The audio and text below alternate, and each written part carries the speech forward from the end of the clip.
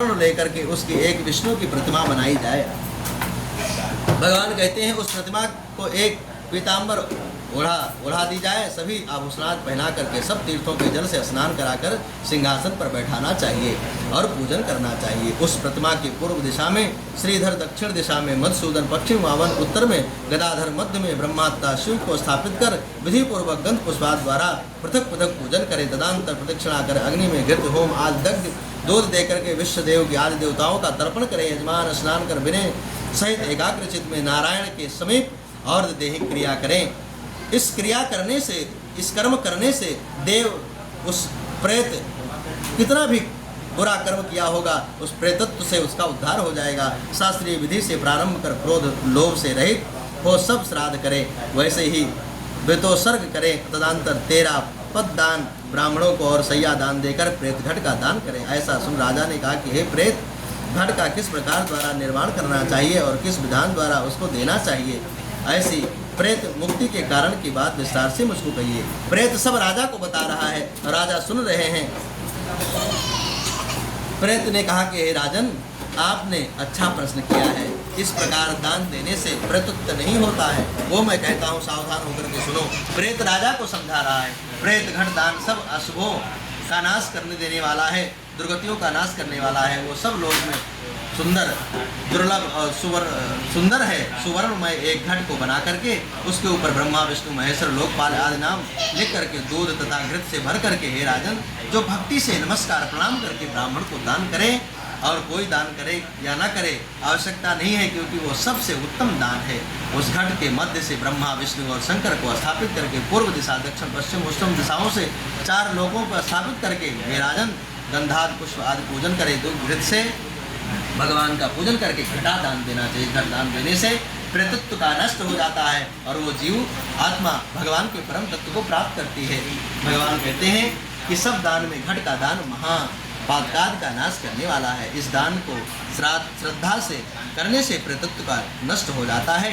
यह बात राजा से प्रेत कही।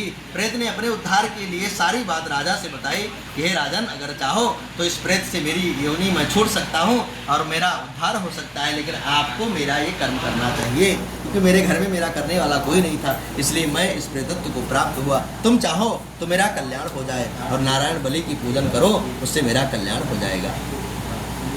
भगवान कहते हैं कि गरुण, प्रेत और ब्रह्मवाहन राजा अब आपस में बात कर रहे थे। उसी समय राजा का हाथी, घोड़ा, रथ और उसकी सेना वहां आ गई। इससे वो प्रेत राजा को नमस्कार तथा प्रार्थना कर महामणि राजा को अर्पण कर वहां से चला गया। इससे वो प्रेत राजा को नमस्कार तथा प्रार्थना कर महामणि राजा को अर्पण करके वहां से चला गया। राजा को सारी बात उस प्रेत ने बता दी और राजा भी उस वन में निकल अपने देश में जाकर के प्रेत के कहे हुए वचनों के अनुसार उसका विधि पूर्वक श्राद्ध क्रिया और उस और्ध देही क्रिया किया। प्रेत ने जैसा राजा को बताया था, राजा जाकर के उसी प्रकार बताए हुए सारे विधि प्रकार से उसका श्राद्ध किया, और्ध देही क्रिया की विधि से नारायण बलि की पूजा की और प्रेतत्व से मुक्त हो स्वर्ग लोक को चला गया। वो प्रेत मुक्त हो गया और भगवान के भगवत धाम को प्राप्त कर गया। इसलिए पुराणों में अनेक प्रकार की बात बताई गई है। कोई कितना भी पापी क्यों ना हो, पापी से पापी भी तर जाते हैं। भगवान के नाम में इतनी शक्ति है, इसलिए घर के लोगों को चाहिए विधि पूर्वक अपने पितरों के उद्धार के लिए कार्य को करना चाहिए।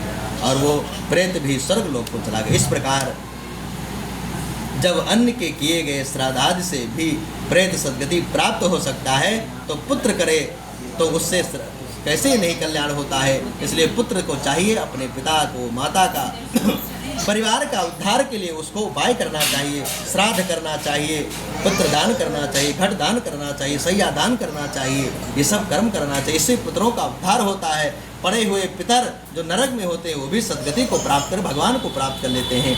पिता की सद्गति हो जाए तो इससे क्या आश्चर्य है। जो इस पवित्र इतिहास को सुनता है या सुनाता है, ऐसे लोग पापाचारी होते हुए भी प्रेतत्व को नहीं प्राप्त होते, वो भगवान के भगवत धाम को प्राप्त होते हैं। भगवान नारायण गरुड़ जी महाराज को ये पावन पवित्र कथा सुना रहे। नैमिषारण्य